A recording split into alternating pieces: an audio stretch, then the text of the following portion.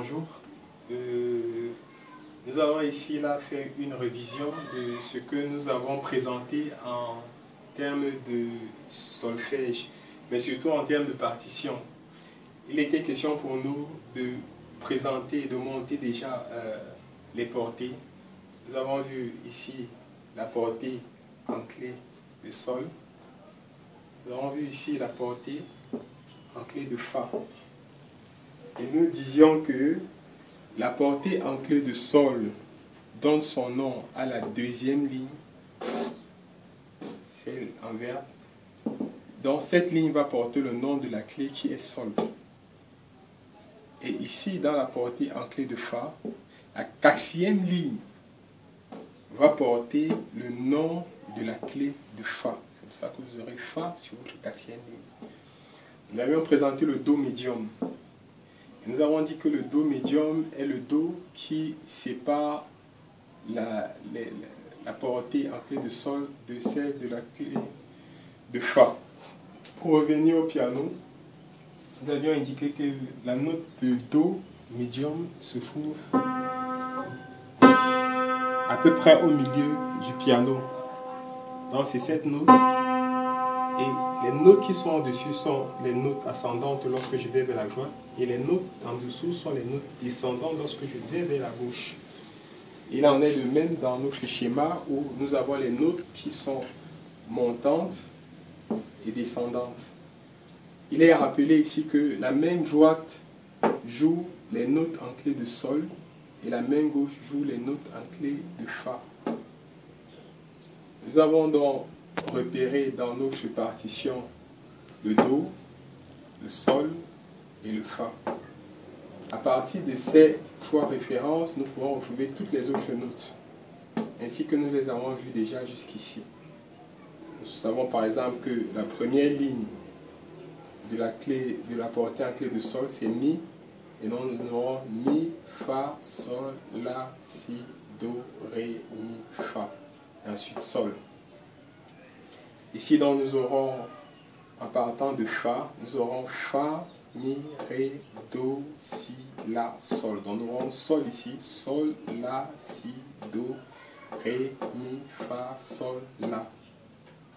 Voilà, donc voilà comment à peu près on va repérer nos notes. Et évidemment, entre la et do, nous aurons si, et entre do et mi, nous aurons ré.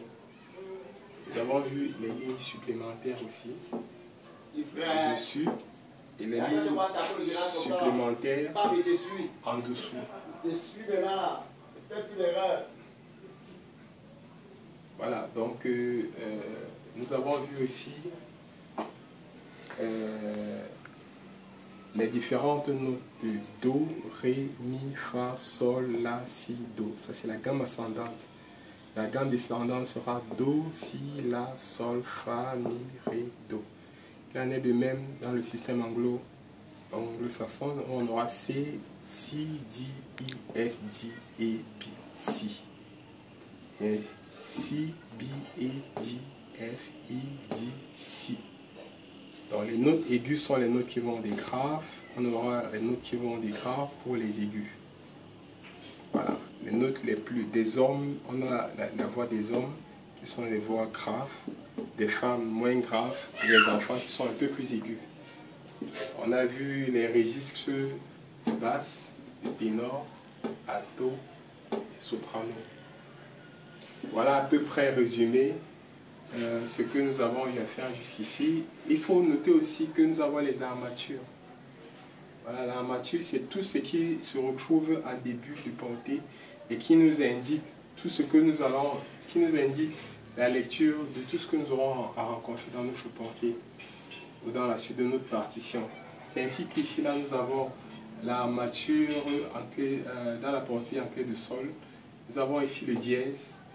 Et les dièses ne se mélangent pas avec les bémols. Si on fait les dièses, on utilise les dièses, on va juste continuer d'utiliser les dièses. Si c'est les bémols, on va continuer à utiliser les bémols. Donc nous avons notre armature où nous avons les altérations. Et nous avons ici là ces numéros 4 sur 4 qui nous permettent de savoir dans les mesures comment est-ce que les notes seront lues. Et d'autres choses, on peut ajouter le tempo et d'autres choses là-dedans. mais en ramasser tout de suite. Voilà déjà à peu près, comme vous remarquez aussi ici les bémols, voilà à peu près ce que nous avons pour simplifier l'idée générale qu'on va se faire d'une partition.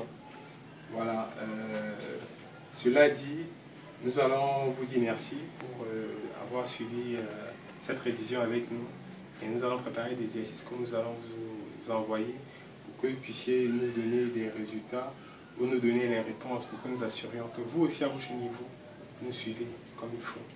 Nous vous disons merci et nous vous disons à la prochaine.